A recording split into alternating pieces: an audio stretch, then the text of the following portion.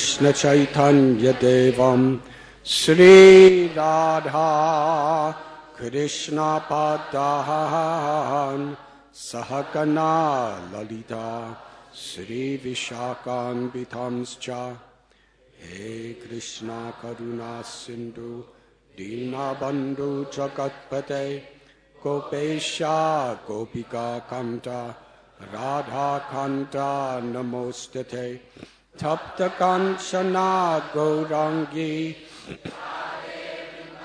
Maneshwari Vrishabhanu Sute Devi Pranamami Hari Priye Vansha Kalpatarubhyascha Kripa Sindhubhya Evacha Atithanam Bhavanibhyo Vaishnavebhyo Namo Namaha Sri Krishna Chaitanya Prabhu Nityananda Sri Advaita Gadadhar Shivasati Gaur Bhakta-vrinda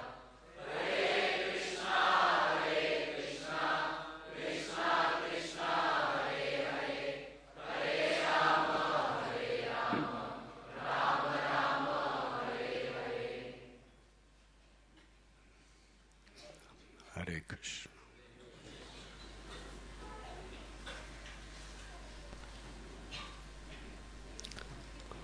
Welcome.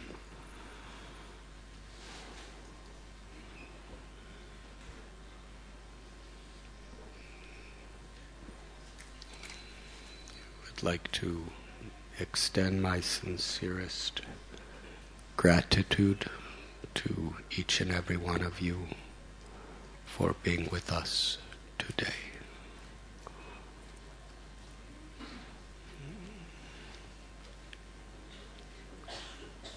Considering all of the alternative opportunities that each of us have at every moment, it is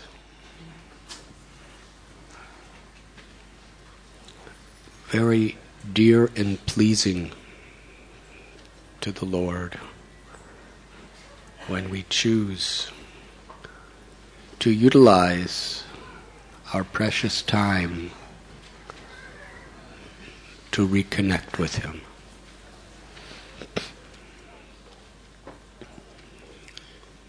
The world is filled with countless distractions. We are constantly bombarded with weapons of mass distraction, both from without and from within.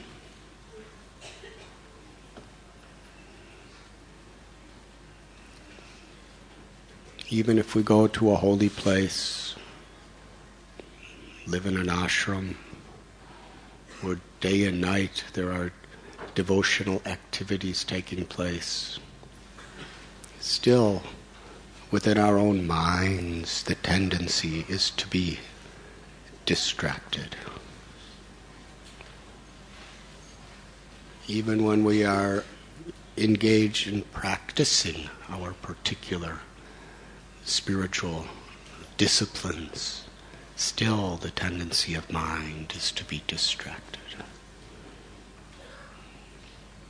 What to speak of when we're living in the environment of Mumbai?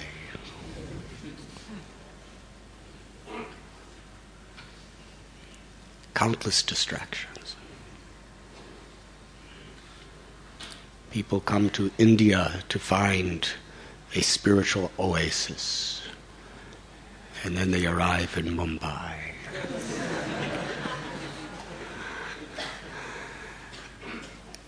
And I know people who start thinking of going back to the West for a spiritual oasis after experiencing your great city.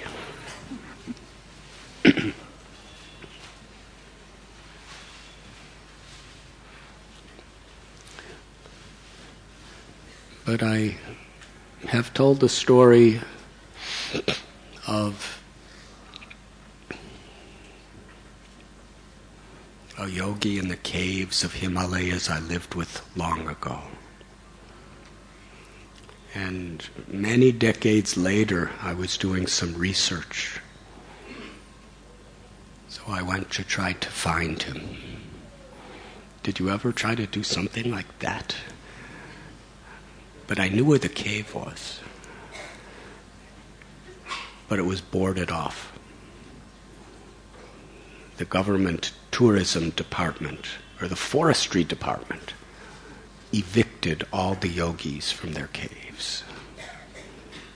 But I found one of his disciples. And the disciple told me there was another yogi in another cave, about a half a kilometer away. This is a deep forest. It's a true story. I want to warn you before I continue.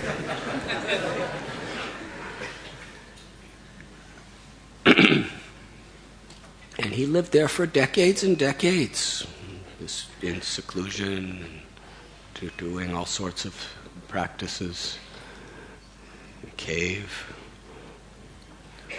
But this other yogi, he was becoming popular. And after many years were going by, and people were actually traveling a distance to come and visit him.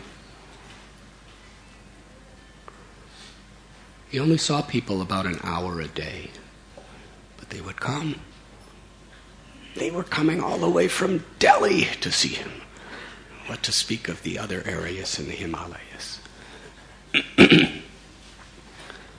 His neighbor, in a small cave close by, was so disturbed to see that people were coming to see him and not me. It disturbed him so much that one day when the popular yogi went to take his bath, the other yogi somehow got a rifle and shot him in the back and killed him. One of my teachers.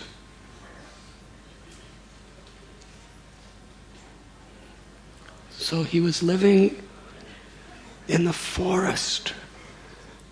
No Bollywood. No horns blaring. No traffic jams. No crowded trains. No politicians asking for bribes. But in his own mind, he was so distracted. His meditation was distracted by envy towards somebody who had no material, neither of them had any material possessions. So it's a lesson that wherever we go, whatever we do, still the mind, Krishna tells in Gita, bandhurat patmanastasya. When the mind is uncontrolled in whatever situation, it could be the worst of enemies. And when the mind is actually properly controlled, it becomes best of friends. So one of the very powerful ways of actually focusing our minds is to be enthusiastic, to be eager to hear about the Lord, to be eager to associate with people who increase that enthusiasm. That is called satsang. It is foundational to deep spiritual experience. And every decision we make cultivates that particular quality. Just like In Kali Yuga, it is said we are not karmically responsible for our thoughts. There is a karma reaction to every word we speak and every action we perform, negative or positive. So we should be careful. Within this material creation, there are laws of nature that are quite stringent. If we speak harshly about somebody or to somebody, that's creating a negative energy that's filling the universe. And we may think it's a very harmless thing, but we're actually creating pollution. Pollution is not only about,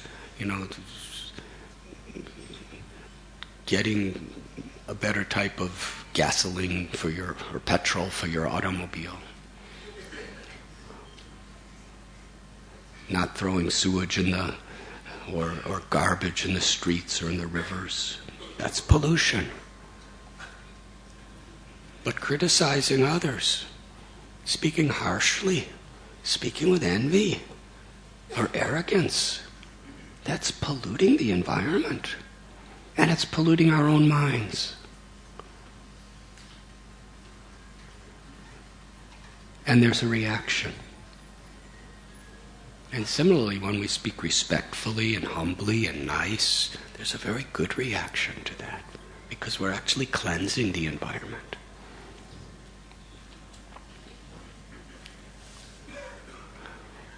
But when we speak about God with devotion, it's beyond karma. It's transcendental. It awakens our enlightened spiritual state.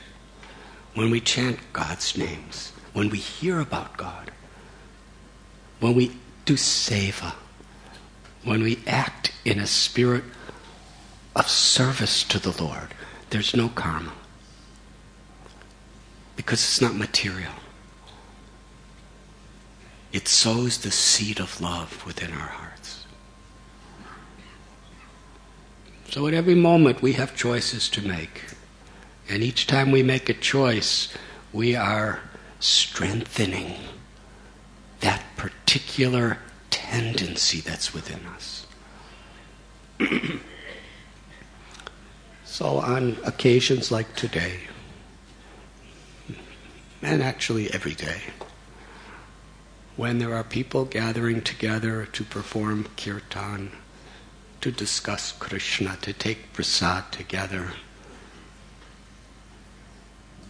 if we are enthusiastic, if we are eager to make that decision to be there, not just in body, but in mind as well,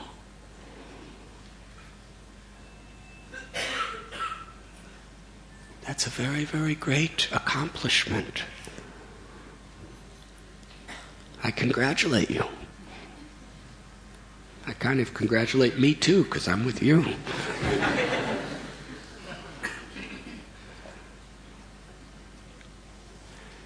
We cannot imitate great enlightened beings, but their lives establish a spirit that we can hold as worshipable on the altar of our aspirations in life. It is said that we should mahajano yena gata sabandha, follow in the footsteps of great souls. Don't try to imitate. If we try to imitate, it's artificial, it's superficial, and it's dangerous. And in some cases, we'll probably die because we just can't do it. And an even worse situation than death is when we try to imitate, we start thinking, I'm like that. And we become proud. And we think ourselves better than others. But when we follow in the footsteps, we're taking a humble role.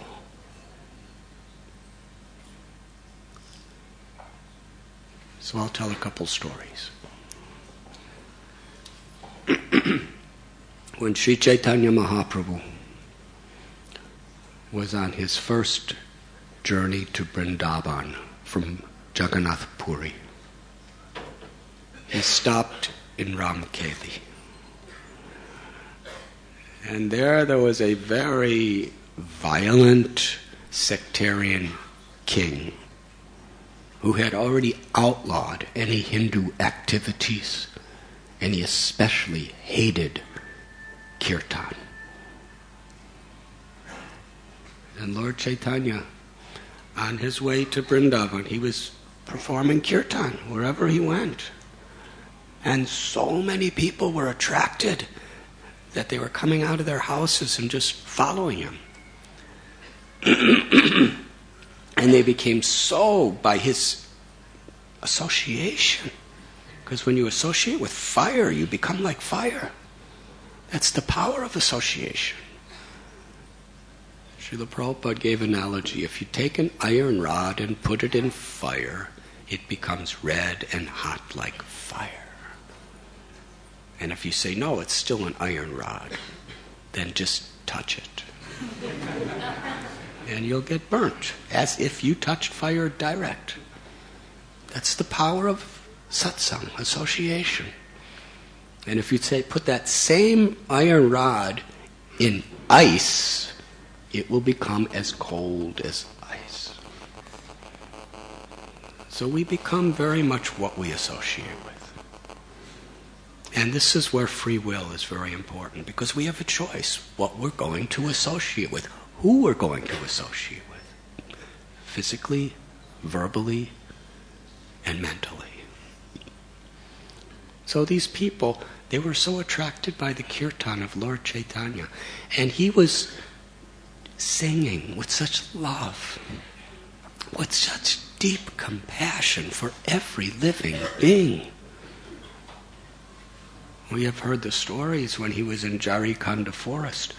Actually, I was just there.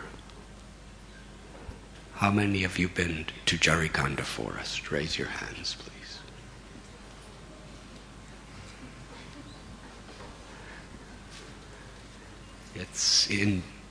It used to be called Bihar, but by some incredible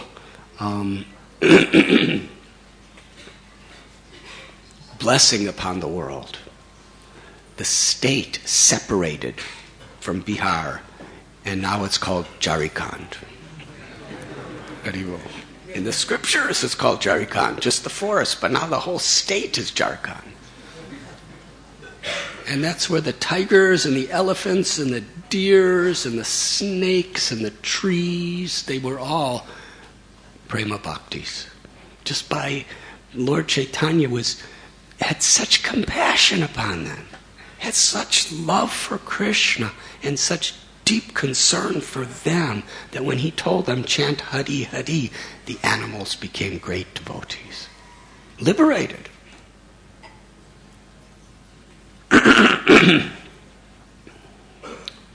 Greater than any of us. Now, it's hard to follow in the footsteps of a snake because they don't have feet.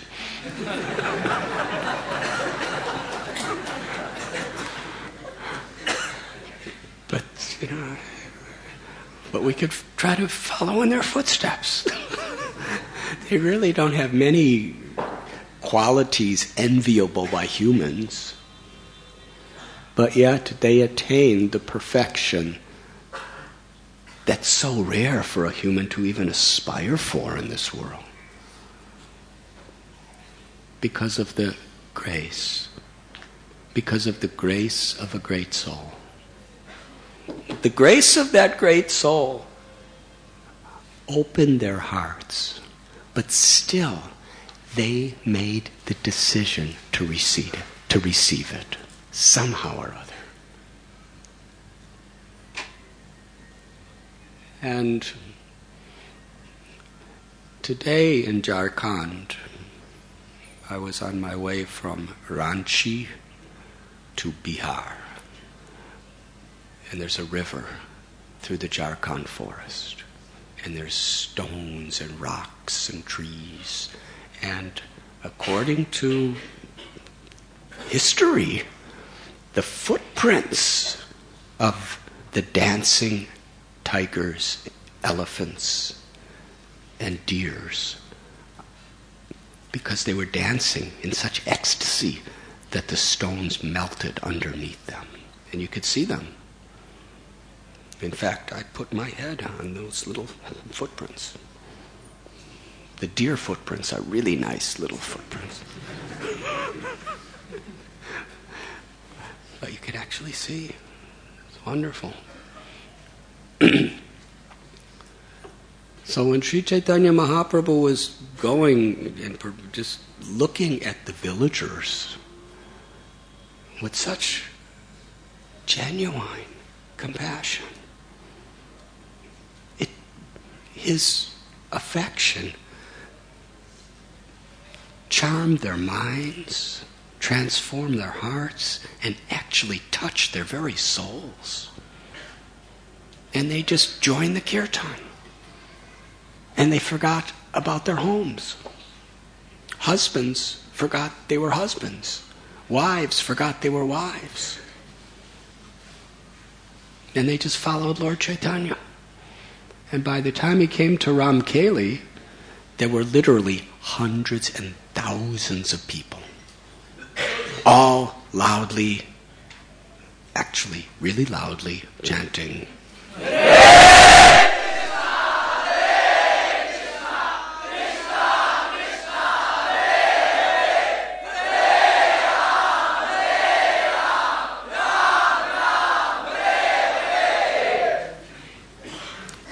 something like that.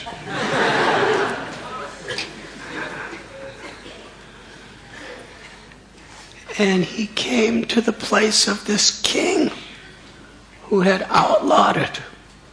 This was something very dangerous.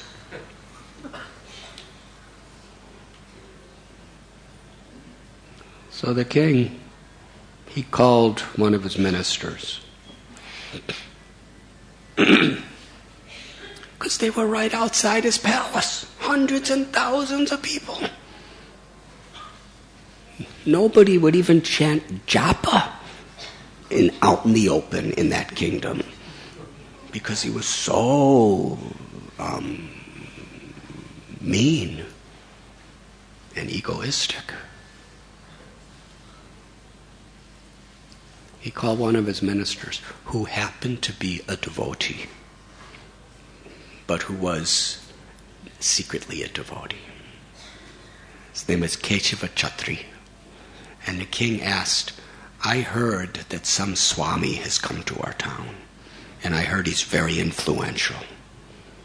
What is it? He said, no, it's not true. He said, just don't believe all these rumors. So many rumors. I heard it too, and I went and checked it out. He's just a lonely guy. A couple of crazy people are following him. It's nothing much. He's just a simple person. The king became angry as fire. Oh, he was outraged. He said, how dare you speak like that? I know. How dare you call such a great saint a simple man who can't influence anybody? He says, I have heard it. He has hundreds and thousands of people following him and chanting and doing anything he says, and he doesn't pay them anything. He said, I'm the king. If I don't pay my people, they won't do anything for me. As a king, I either have to pay them to do what I want, or I have to threaten them, how I'll punish them if I don't want to do it. This man isn't threatening anybody. He's not paying anybody, and he has hundreds and thousands of people surrendering to him, and they are all, by his influence, dancing in ecstasy, weeping in love, and chanting these names.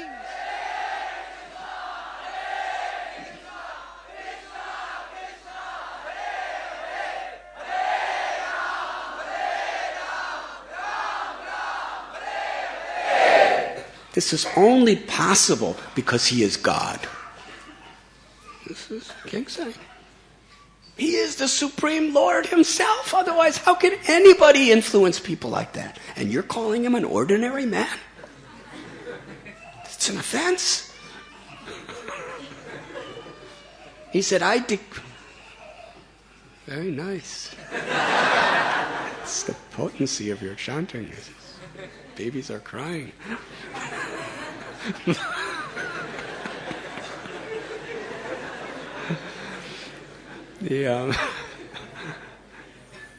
Swami's like when babies cry, actually. When it's too loud chanting. So the king said, you make a declaration in public that anyone who tries to stop his chanting in the streets, that I will severely punish that person who tries to in any way hinder his path of mercy to everyone.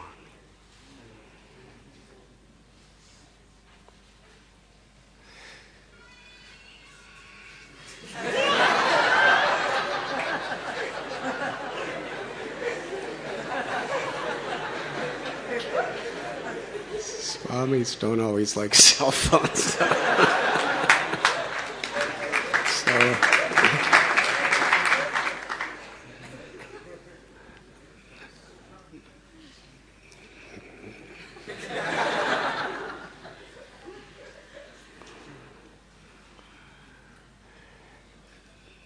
that night, Rupan, Sanatan, and Anupam came to meet Lord Chaitanya.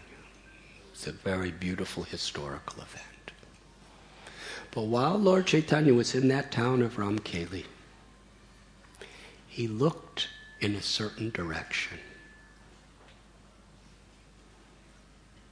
toward Ketari Gram, across the Padmavati River. And Lord Chaitanya became so emotional. He raised his arms and called out, "O Narottam, O Narottam, O Narottam." And all the people around him and his devotees were thinking, who is this Narottam? Why is the Lord crying out, Narottam? There must be a great person who is soon to be born in this world named Narottam. And just at around the time when Lord Chaitanya ended his pastimes in this world, in Ketari Gram, a child was born. On the full moon night of the month of Magh. The father was Krishnananda Dutt. He was a Majumadar, or a Zamindar. In those days, that was a local king. A person who owned huge expanse of land. And under this other king that I was talking about, who was like the emperor of that area, all the zamindars would they actually taxed all the people on their lands. They made the laws for the people of the lands. And they just paid a certain percentage to the ruling king. And the king just let them rule over their province. So he was fabulously wealthy, powerful. And his wife was such a deeply devoted lady.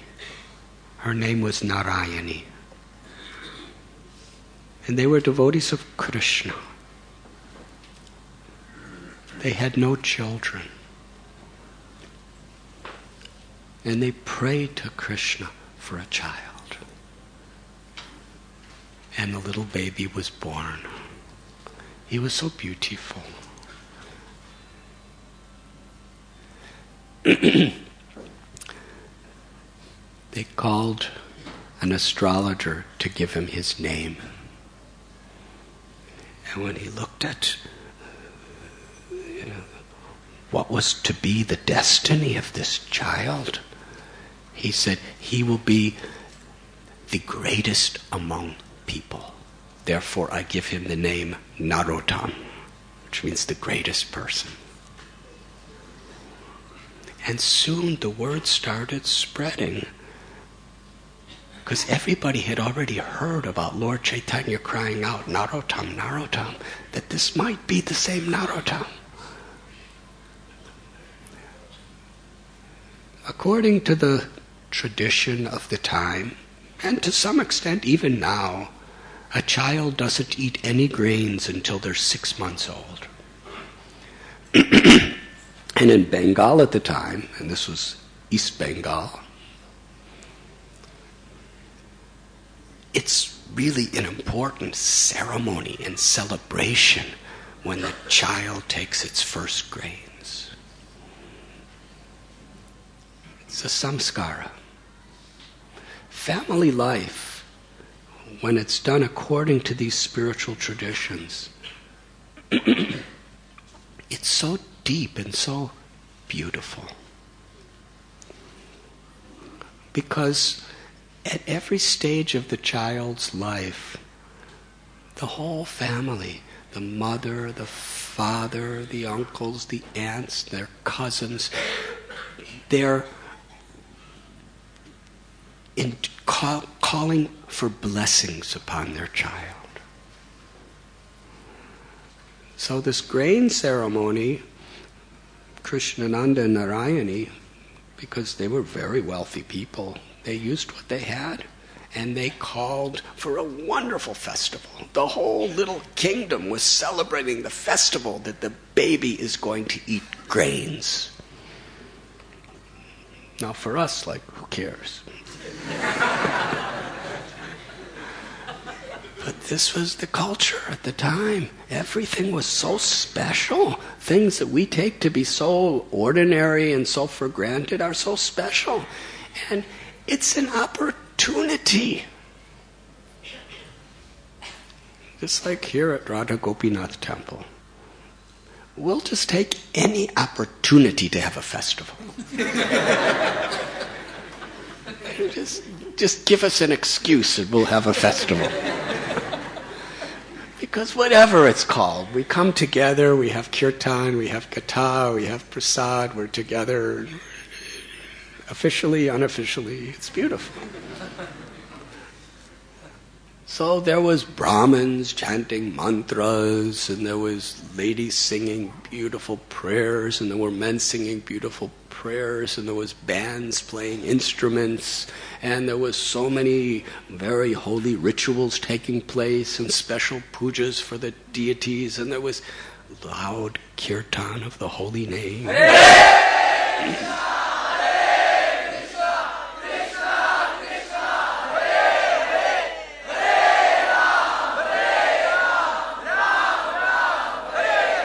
It was an amazing celebration. Everyone was so happy. Everyone was dressed nicely according to their means.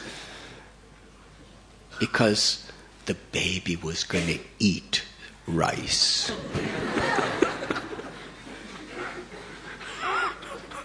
For the first time.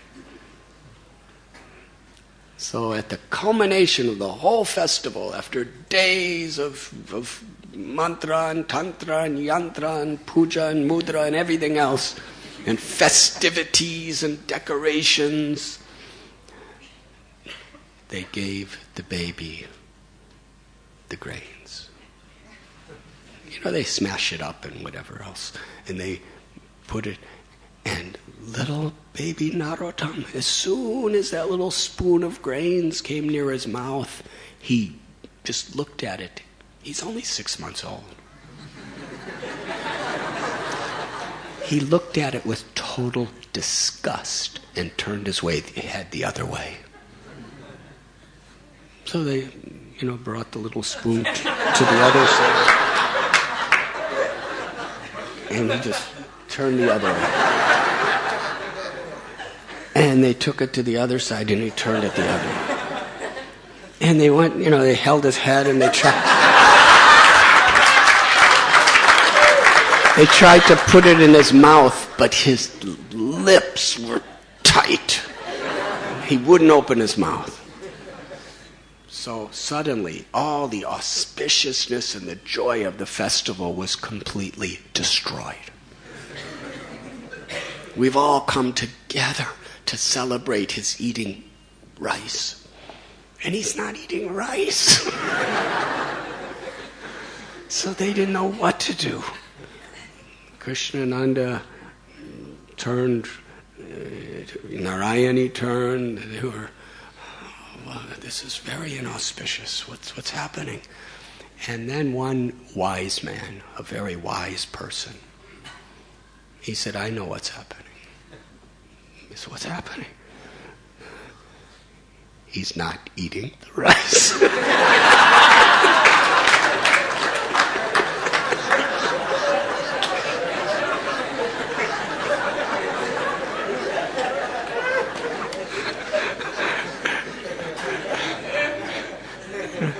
Sometimes wise men really have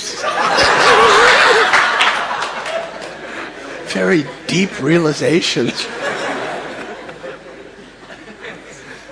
But he said, I know why he's not eating the rice. Because it hasn't been offered to Krishna. This child is by his very Atma, his Jiva is so deeply devotional, he will never eat anything that is not prasad, God's grace. Krishnananda and Narayani were devotees of Krishna too. But they forgot about this because it's just like a couple grains. So they went to their temple and they offered the little grains to Krishna with so much devotion. They must have really been praying, please, Krishna, put some mercy in these grains so he eats them. So they offered it. And then they came back with the prasad. And when they put it in front of Narottam, according to the scripture, he devoured it. So enthusiastic. He was so eager. And he wanted more. They brought him more and more and more. He just kept eating. Prasad. So Krishnananda Dutt and Narayani vowed, as long as this child is under our care, we will never feed him anything that is not first offered with pure love and devotion to Krishna and Radha.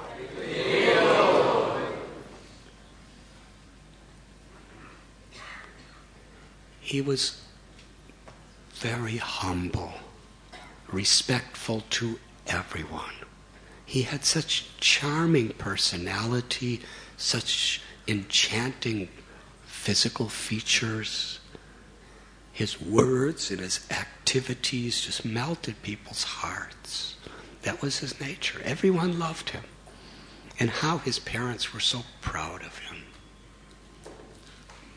It's a long story. We went to his birthplace, and I think I spoke for 6 or 7 hours on this story. But I will not subject you to that. But I'll just speak a couple little things. There was a great sadhu. His name was Krishnadas. He lived in Kaituri. He was a very deep devotee of Krishna. And he was also a friend of many of the associates of Lord Chaitanya. And he loved to speak about them. He would speak from the Srimad Bhagavatam. He would speak from the Puranas. He would speak about the associates of Lord Chaitanya's relationships with Lord Chaitanya, about the Gopas and the Gopis with Radharani and Krishna. And he had such enthusiasm to speak and such deep faith. And when Narottam was a boy, in the association of Krishnadas, he found everything he wanted in his life just in hearing these stories. And Krishnadas loved Narottam because in the Srimad Bhagavatam there's the description of Shukadeva Goswami and Parikshit. Parikshit heard the Srimad Bhagavatam, Sukadeva Goswami spoke. Parikshit Maharaj was cursed to die in 7 days. And he decided to dedicate every moment of those 7 last days to hearing about Krishna. So he was really eager to hear. There was a sense of urgency. We were speaking yesterday about hunger. If we really have an appetite, we can digest and be nourished by what we eat. Just like in Ayurveda or other natural medicinal schools, appetite is one of the most important things. Somehow or other, how to give you the proper appetite so you could actually digest and assimilate the nourishment within the food you eat. Otherwise, if you don't have that appetite, even if you eat it, it just kind of comes in and goes out. I'm not going to go into any details. But if we have that eagerness, if we have a sense of urgency, that enthusiasm to hear, then the message, when it comes into our ears, when we drink it with such a thirst, when we eat it with such a hunger, then it deeply nourishes our hearts with bhav, with love, with faith, shraddha, with a desire to serve. Shushusho Shadadanasya Vasudeva Kataruchi Syanmahatsevaya Vipra Punya Tirtana Sevana. And that eagerness comes by the grace of great people. When we serve them sincerely and receive God's blessings through their hearts. What is a blessing? Ultimately, only God blesses. Who are any of us to bless anyone? You know, we could say, yes, you are blessed, and we can put our hands on people's heads and all that stuff. But what is the blessing?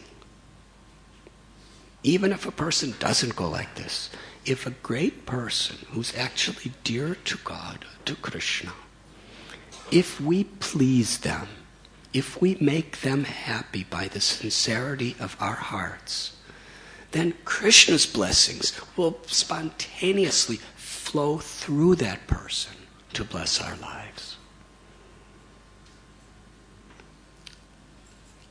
So when we serve great people, through our eagerness to please them, then Krishna is so pleased that from their hearts we are blessed with an actual eagerness to hear. And Narottam loved to serve this Krishna Das and would just wait every day to hear, hours and hours. And Krishna Das, he was feeling such enthusiasm to speak to Narottam because Narottam was so eager to hear. So they were both drawing the best out of each other. Krishnadas was a very old man and Narottam was a child. But Krishnadas considered Narottam the greatest blessing in his life, because he was awakening so much love of Krishna, because he wanted to hear so much. And now he was being empowered to speak so much. And it's true.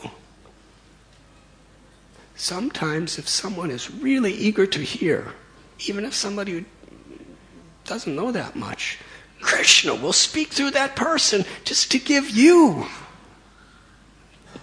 his reciprocation. And you may learn more than even the person speaking. Does that make sense? Doesn't make sense. But it makes sense. But in spiritual life, that which doesn't make sense sometimes makes the most sense. Because it's based on grace. It's not based on conditioned logic. So Narottam became so deeply attached to Krishna, and so deeply attached to all these great devotees he was hearing about. He would cry with the desire to go to Vrindavan. Meanwhile, he's the only child. He's the heir to a whole kingdom. He's a prince. He's brought up in luxury. Everything. There's no competition. He's going to be the king. He's going to have a vast empire. But he had no attraction. Param drisvani vartate.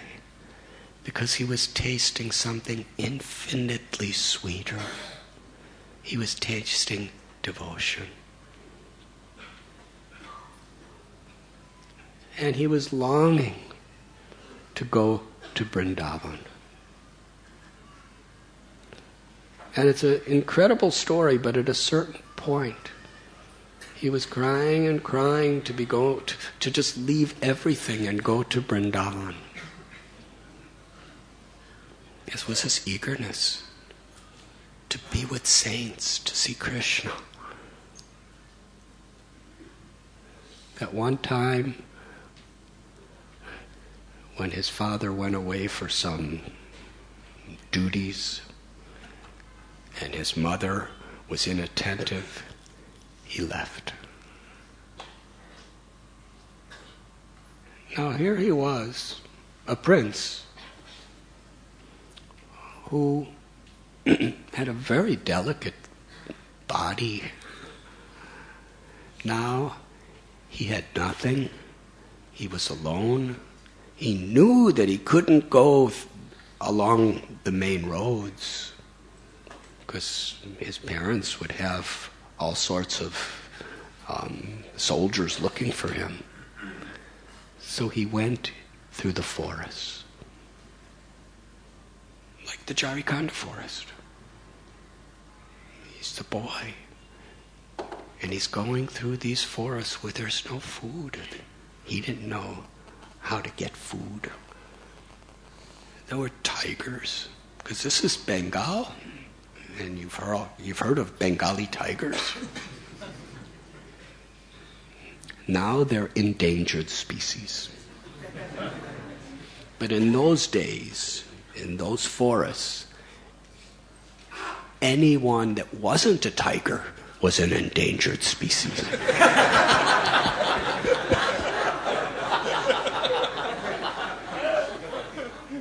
So things change in the world. So he was roaming through the forest, and there's tigers walking, looking at him, and he was totally fearless. Bajahure manasri nanda nandana abhaya charanara vindare dulabhamana vajanama satsange taraho e bhavo sindare. This is a song that was written by one of the associates of Narottam Das Thakur. Later on, Govinda Kaviraj. That he's praying to his mind. My dear mind, please meditate upon,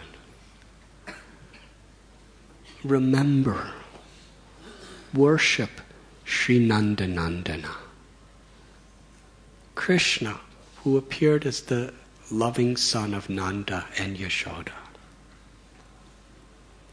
Because when you meditate upon Krishna, Abhaya Charana Ravindare, you become fearless. Now, what is the most prominent human emotion in this world? Perhaps fear. Why are people working so hard for money? Part of that is people they fear what will happen if they don't have it. And if they do have it, then they fear losing it. Yes? We fear not having what we don't have. We fear losing what we do have. We fear not having more to protect what we do have.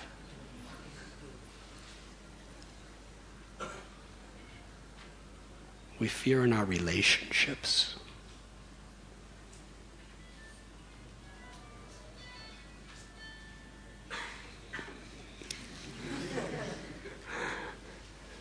Yeah, here in Mumbai, when a mosquito bites you, usually there's some fear.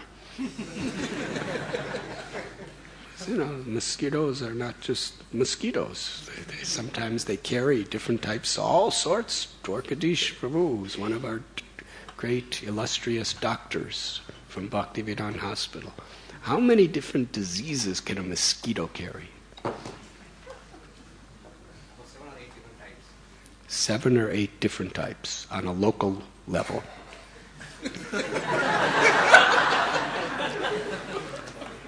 And probably different subdivisions within those 7 or 8 different types? Yes? Okay. Now, I'm not trying to create fear.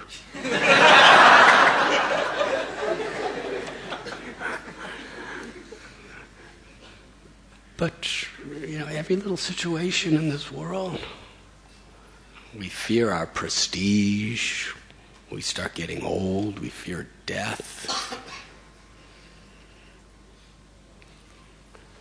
But when we actually find shelter, Shri Krishna Sharanam Mama, when we actually seek shelter of Krishna, Abhaya Charanara Vindare, we become fearless. Because in Krishna we realize our immortal nature. The Bhagavad Gita tells, Najayate mriyate vakadacha, that for the soul there is no birth, there is no death. There's no old age. Disease cannot touch the soul. It can only touch this temporary covering of the body or mind. The soul cannot be harmed by any weapon, cannot be burnt by fire, moistened by water. Even if a nuclear bomb fell directly on top of your head and actually went off, yes? And the whole of Maharashtra was destroyed. And you are the ground zero. It could not give the slightest effect on your soul, your jiva. It's the nature of the Atma. And why is the Atma like that? Krishna tells, Mamaivam so jiva loke, jiva bhuta sanatana. Because the soul is part of Krishna. Krishna is Ajita, which means he's invincible, unconquerable, cannot be touched by any situation of this world.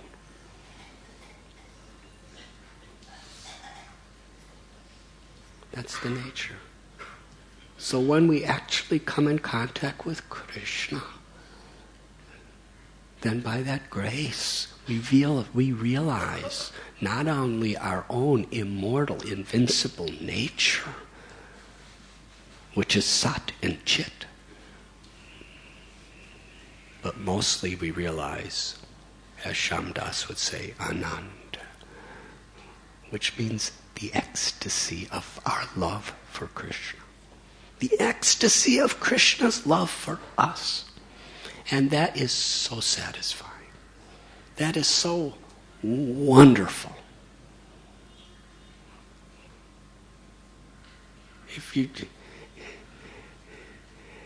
That everything in this world, we may experience it, but when we're consumed by the ecstasy of the nature of our love and Krishna's love, then what is there to fear? Because nothing could interfere with that. That's forever.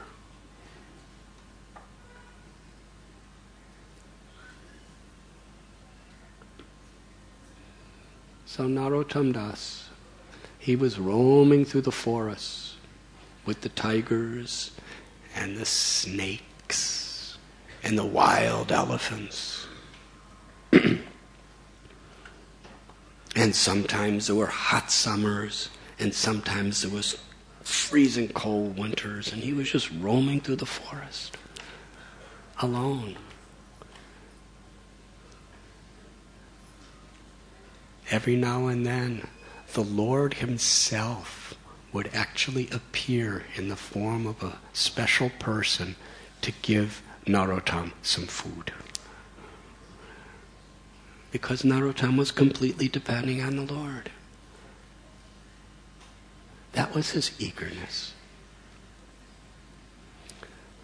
I quoted that beautiful song by Govinda Das Kaviraj. The second part of what I chanted is, how do we actually attain that fearless state of complete absorption to Krishna? He tells, through satsang. There is nothing more precious in this world than satsang, because it makes that connection for us. But satsang has effect to the degree we're actually eager and open to receive it. Because nothing affects any two people the same way. Everything is so much according to our receptivity. Narottam had such receptivity. And ultimately, he came to Vrindavan. Sri Chaitanya Mahaprabhu personally appeared to him in a dream when he was living at home and said, tomorrow morning, he said, Lord Chaitanya said, I'm hearing your crying. Lord Chaitanya, who's Krishna? He said, I'm feeling your eagerness. I'm feeling your separation. He said, tomorrow morning, go to Vrindavan and I will protect you. And Narottam had so much faith in that vision that he left. And ultimately he went to Vrindavan. And he was brought to Lokanath Goswami, who was to be his guru. Lokanath Goswami never had a disciple. He was an elder man at the time. He was a personal associate of Lord Chaitanya and Rupa Goswami and Sanatan Goswami.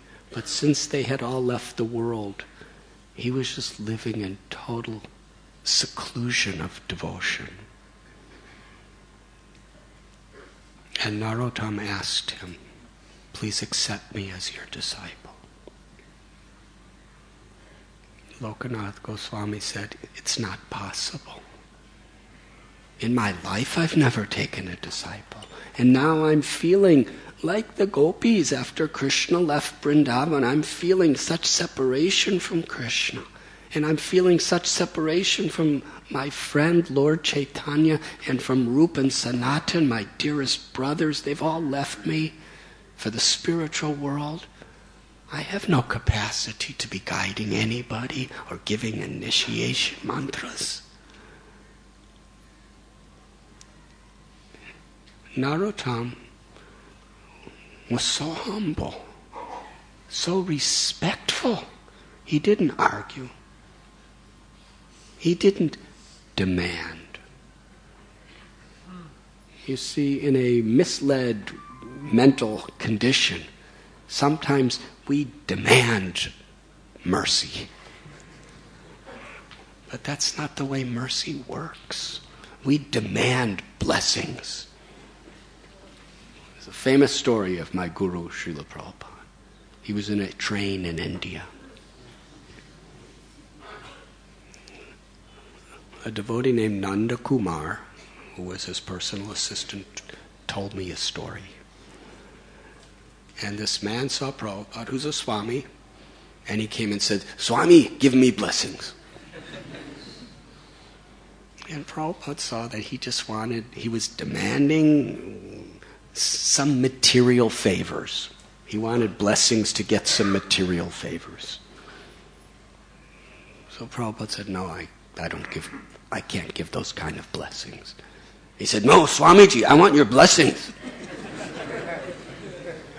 Prabhupada just walked away.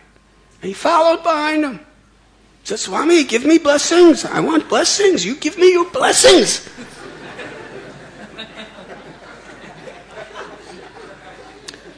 And Prabhupada was in this, I guess, the second-class sleepers or something. There's little rooms where you go in, 4 beds. So he opened his door, and the person was right behind. He wouldn't let him close his door. He said, Swami, give me blessing! Give me blessing! So Prabhupada was feeling very merciful. He's always merciful, but he decided to express it in a special way. So he turned to the man, and the man said, Swamiji, you give me blessing.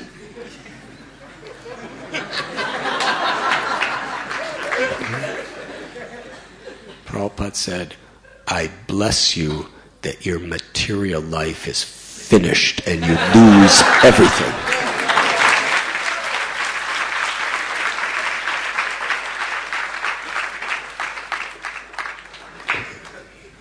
The man fell on the ground.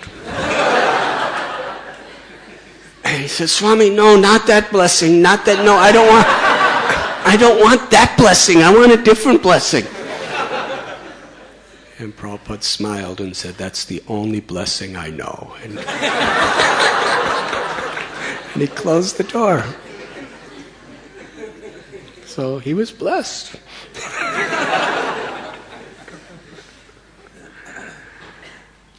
So we don't receive blessings by demanding it or expecting it. But by our humility, by our respect, by our desire to serve, by our desire to please, blessings naturally, spontaneously come through blessed people to us.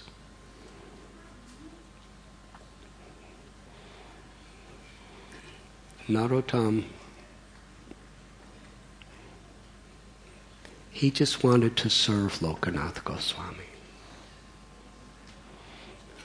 But there was a problem.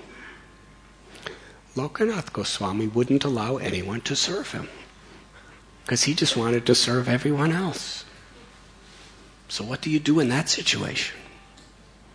Narottam Das was so eager to serve his who he accepted his guru in his heart.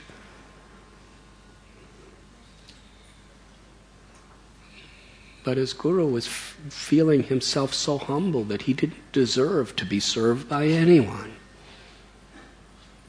So Lokanath,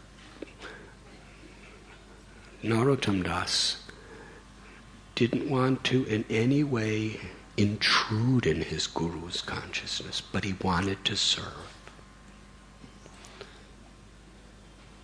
He found a service, a secret service. You've heard of the secret service. This is the actual secret service. In the morning, Lokanath Goswami would go to the Yamuna river to take his bath. Just in Vrindavan today, there's the Radha Gokulananda temple. That's where Lokanath Goswami was living. But in that time, there wasn't much of a temple. It was just a little hut. And his Thakurji, Radha Vinod, he would worship.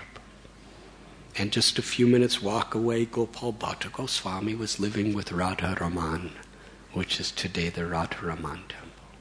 And just close to there is Nidhi, the eternal place where Radha and Krishna would take rest together during their Rasa Leela.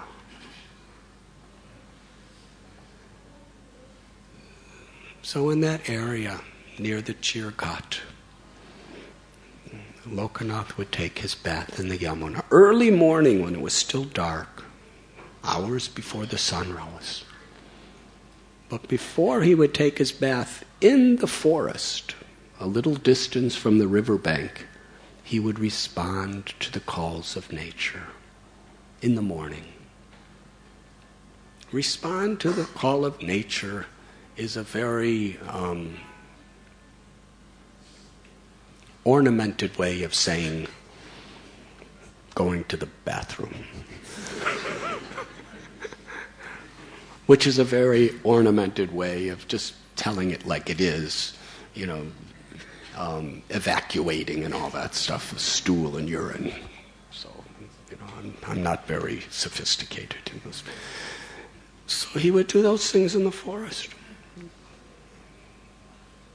And every day, before he would come in the morning, Narottam would get up and go to the forest and clean the place. Very nice. So that whatever was there from the day before was cleaned away. And Lokanath Goswami would come to that little forest clearing, and it was just so clean, it was so fresh.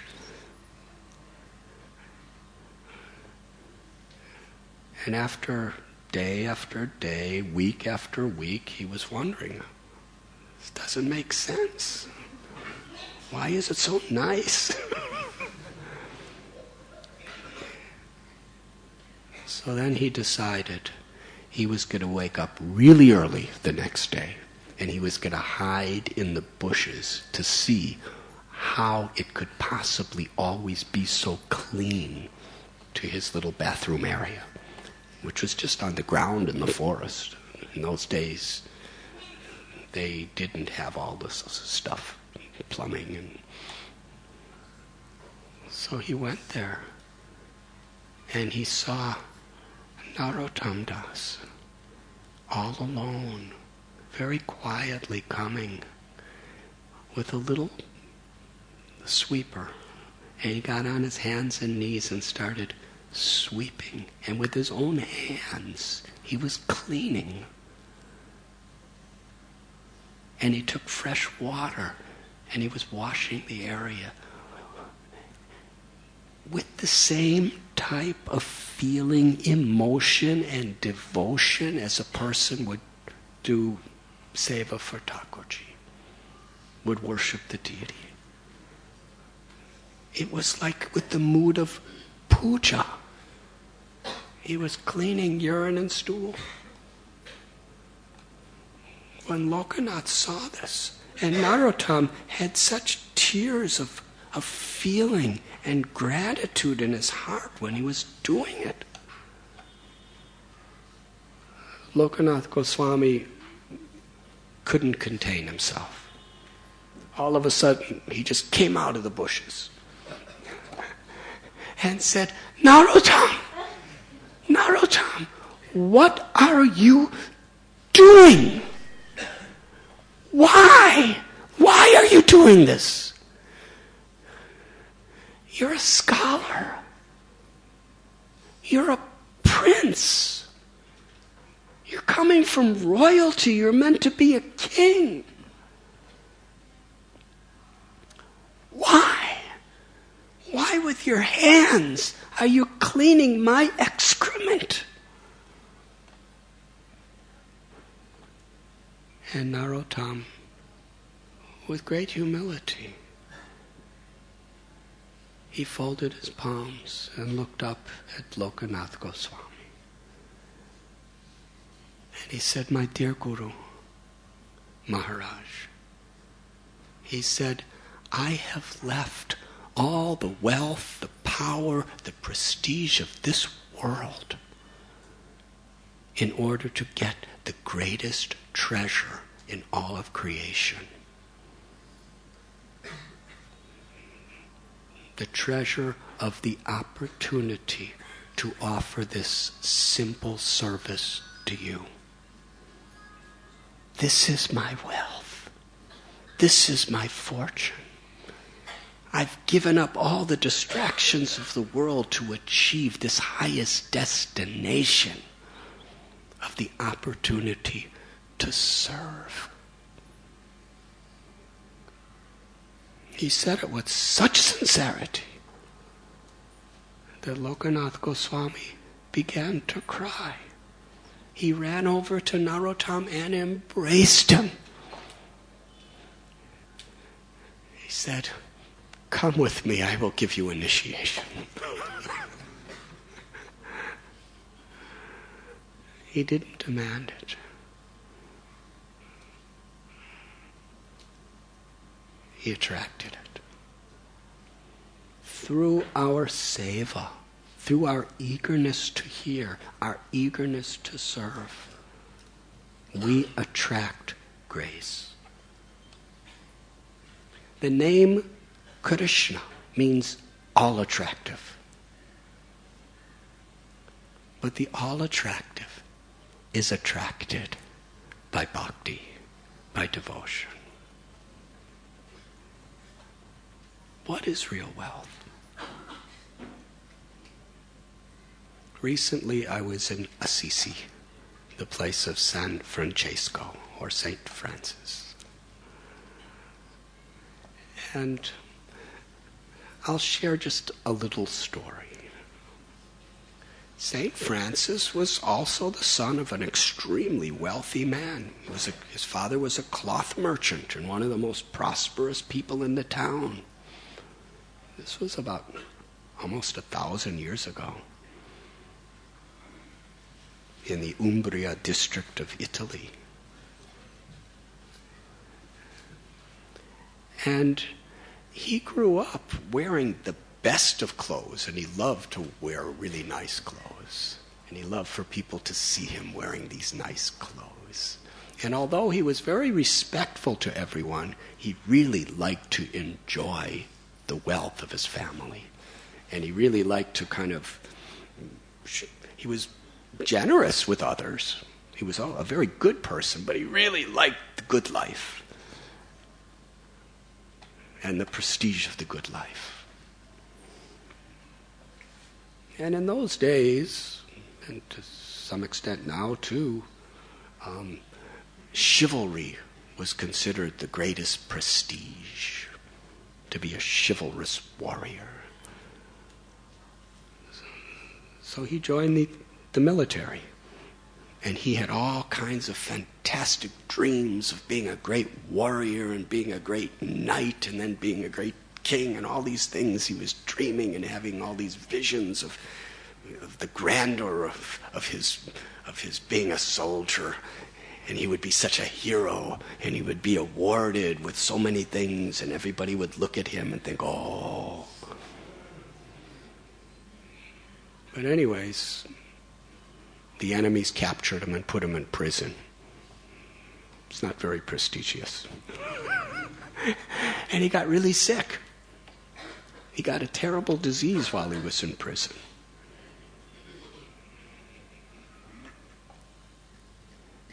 And eventually, when he finally came out of this like underground cell, he looked around at the same countryside. He was just a lover of nature,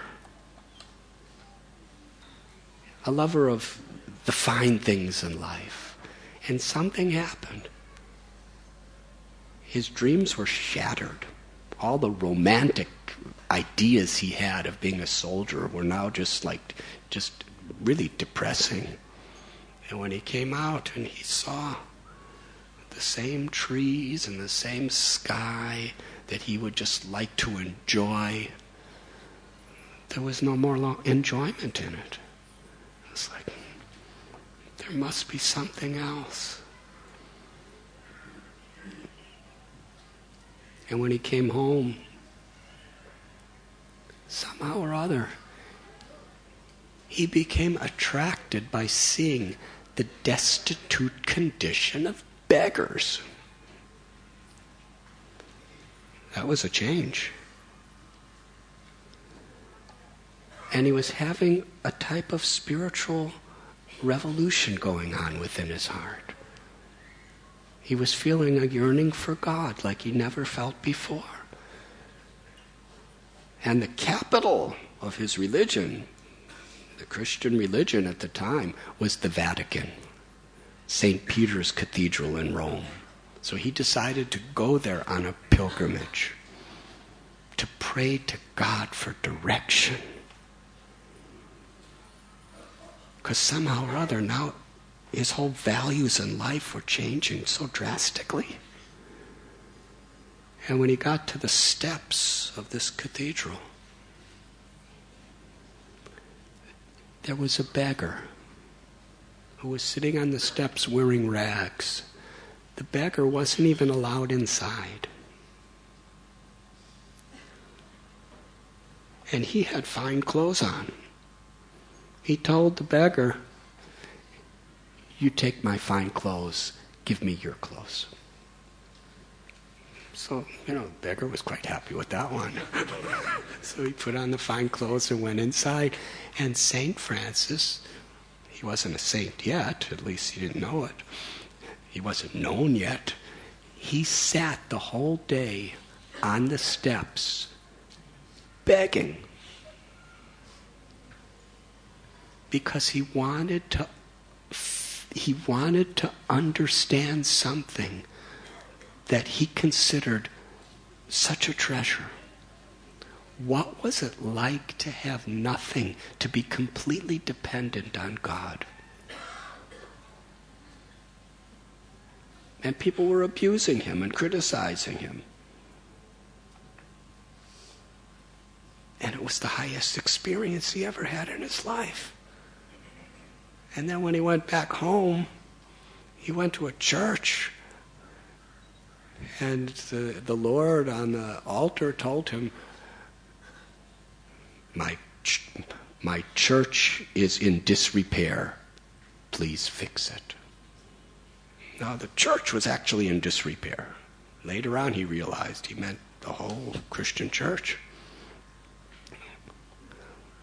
But he gave away all that his father had given him. He gave it all away to get money to try to repair the church. And his father was getting really angry with him. Because his father, like Narottam's father, really wanted him to take over the business and everything else. And he was giving everything away.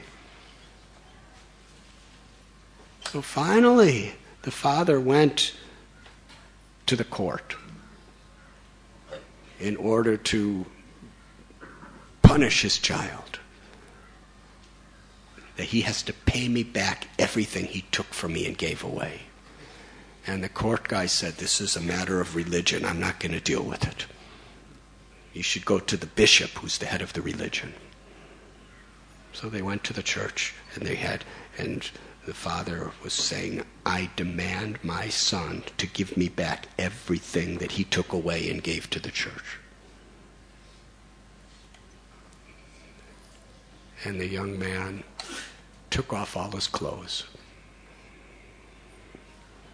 put it at his father's feet. He said, whatever is your property, I give back to you. He said, the only property I want now is the property of service to my beloved Lord. That was the end of that. His father left. St. Francis had no clothes. The bishop took off his cloak and put it around him and said, okay, you and he just lived a life of service, devotion. So in the case of Narottam, and this, we're trying to speak from other tradition, just to show the universal principle of what real wealth actually is. That eagerness to hear, that eagerness to serve, that gratitude while we're chanting the holy names, that is the greatest wealth. Why? Because that's where love, ecstasy, happiness can actually be found. So Narottam lived in Vrindavan for many years. Wonderful histories there. And later on, he was sent back to his kingdom. Narottam was now a renunciate. He was a Goswami. His cousin, Santosh Dutt, became the king. And when Narottam returned, Santosh was now the proprietor of all this great wealth, and it had increased. He was so eager to hear from Narottam. And Narottam was so eager to share the blessings that he had received from his gurus. And Santosh became just like Narottam. But he had a wife, he had children. He was the king. But he utilized everything he had for the welfare of everyone, to promote bhakti, to promote love.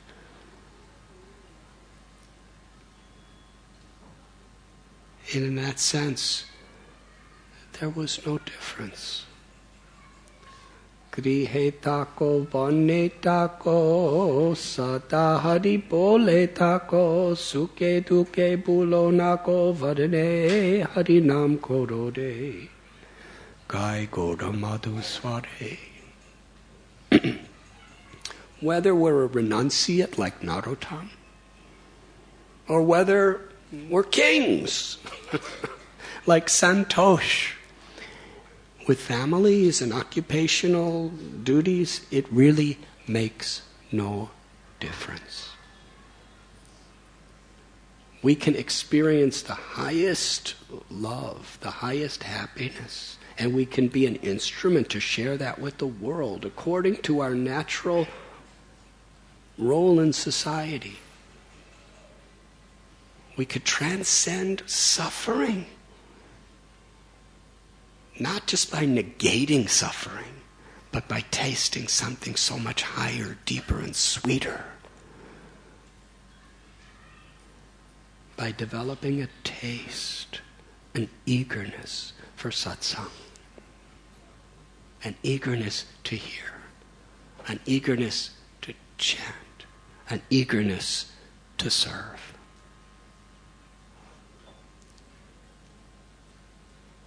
And here at Radha Gopinath Temple, we have many renunciates who are hiding very humbly in the corner all the time. And we have so many wonderful, illustrious ladies and gentlemen. Some are students, some are in business, some are in politics, some are lawyers. I'd like to say something about Kirtida Mataji, who just a week ago today passed away from this world. Every week, every Sunday, every festival, every Saturday, every lecture I would give, she would be sitting right there in that first little chair. Because of her knees, she couldn't sit on the ground. But she would be in rapt attention, eager to hear. And there would always be a whole group of ladies around her. And she would be simultaneously translating. Was it Hindi or Marathi she would translate? Hindi. She would be translating. And I would look over. Sri Dhamasaka, her son, is here. Radharani, her daughter. When I would look over, because, I would be speaking, but I would see her repeating the words, and she looked 1,000 times more blissful than I felt. I'm sure she was, too. She would just be so happy just hearing about Krishna and sharing it with others. And sometimes, I'm being a little honest with all of you, sometimes I'd look out at you as I'm speaking. I would see, people kind of falling asleep and looking at the watch.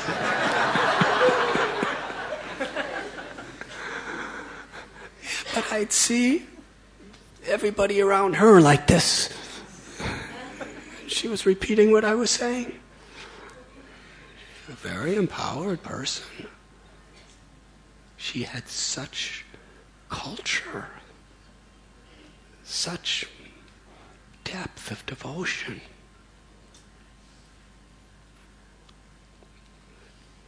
She really was Radharani's family. Her husband is Brishabhanu.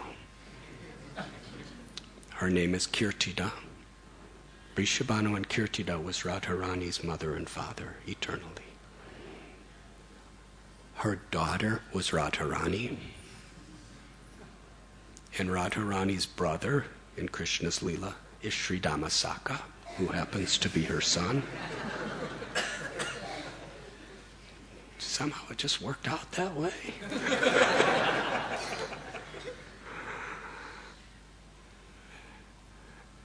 And little children, grandchildren, Gandharvika, Radhika, Rasika,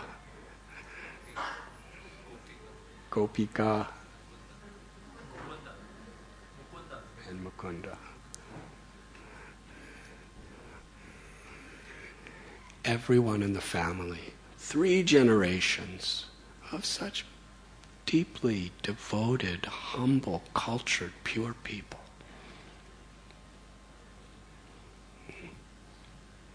When I would visit their house, I would completely forget that it was Kali Yuga. It was the spiritual world. Everyone knows that. And when, of course, Radharani became a devotee very soon, and Brishabhanu, the family is Saraswat Brahmins, the most prestigious, highest level of Brahmins in all the world. The same caste as Rupa Goswami, Jiva Goswami, Sanatan Goswami. And Brishabhanu Prabhu, he was the head of the dean of the department of chemistry for Bombay University. I think it's the largest college in all of India. Huh? Vrishabhanu's here. Where is Vrishabhanu, Prabhu? There he is. Can you imagine? He's the professor. The most humble gentleman in the creation. And he led more people to get their PhDs. He's a PhD professor, head of a department, than anyone in the history of the university. And when he decided to retire, the university and scientists from all over India came together to felicitate his career. They made a souvenir book about him. He wrote so many papers, so many books, so much research, helped so many hundreds of people. And just he and his wife, so simple, so humble, so eager to hear, eager to chant, eager to serve, so grateful. And Kirtida would come to me, and she would say with tears in her eyes, she would say, I know I shouldn't be asking for anything, but please pray to Radha Gopinath that my son becomes a devotee.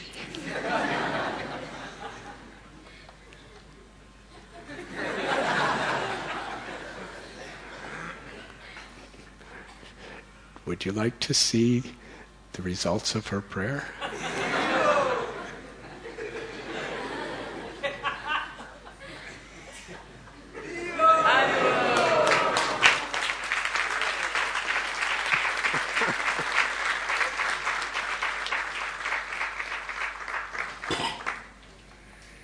Even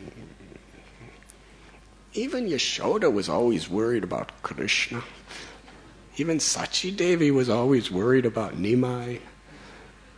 So you see, this motherly affection is not to be eliminated when you come to the path of pure bhakti.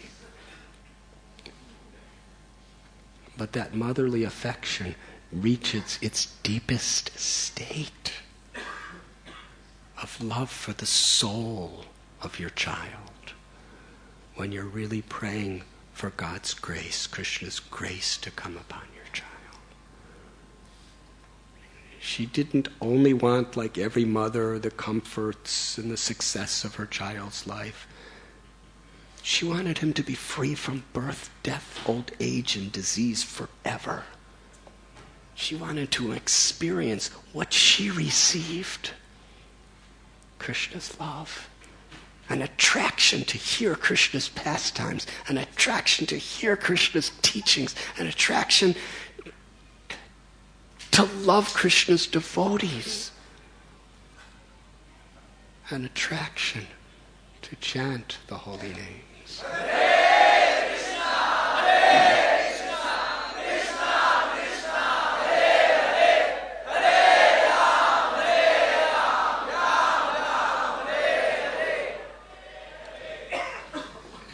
Priyasaki is, yes, what a family. Loved by everyone. Kirtida, always gracious, always humble, always cultured, although she was brilliant in her intellect. So cultured. That type of culture, that type of integrity, that type of dignity, that type of open-mindedness toward everyone, never finding faults with anyone, but at the same time such an adherence to the essence of true spiritual tradition. That's becoming an endangered species. But that's who she was and who she is. And even when she was going through cancer and all the incredible physical challenges that come with that.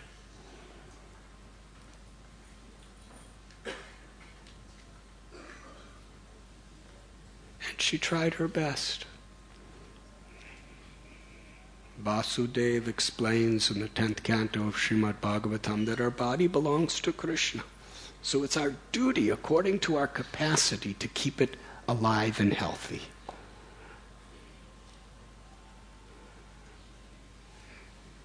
To keep our health fit through yoga, through proper diet, through whatever means we may have, through dancing and kirtan. That health is a seva when we understand that it's Krishna's body, not meant for my whimsical pleasures. It's meant for seva. And the more fit our body is, the more capable we are of actually performing our services. So she tried her best. But when she saw that Krishna was calling her with such a gracious heart, she just gave her life to Krishna. I'm yours. And the night before she passed from this world, by Krishna's grace, I went to see her. And she was laying down. And Vrindavan Prabhu, she looked so happy. She looked so blissful. She was just smiling the entire time. I was there for perhaps an hour. And she was telling me how she's chanting so nicely and she's so grateful, and how she's ready to die anytime Krishna wants her to go. She has no more attachments in this world. She's just attached to Krishna. And she was been praying for her family, and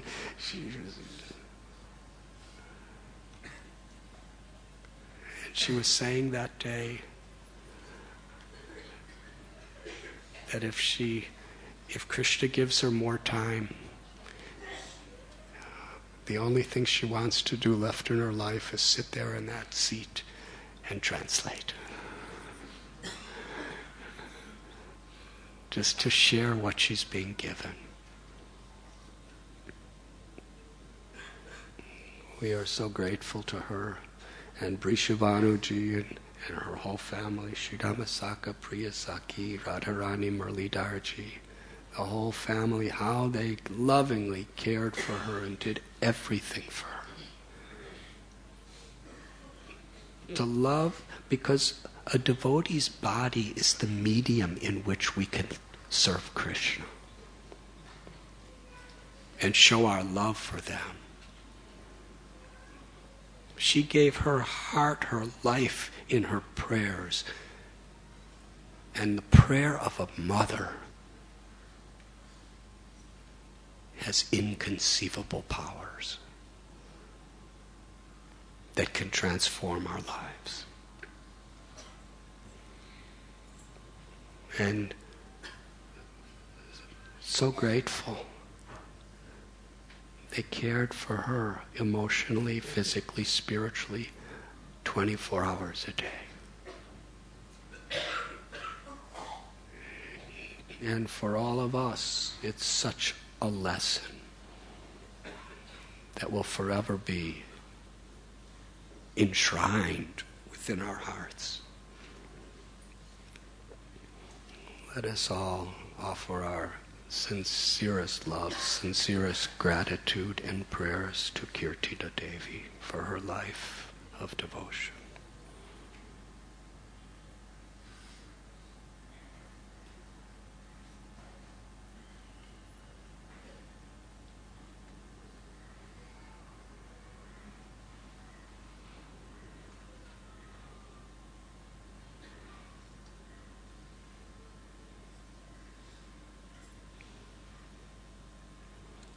In her honor, let us have kirtan. And with profound yearning for grace within our own lives and for grace upon others and the world, let us raise our arms as we're chanting and cry out Krishna's holy name.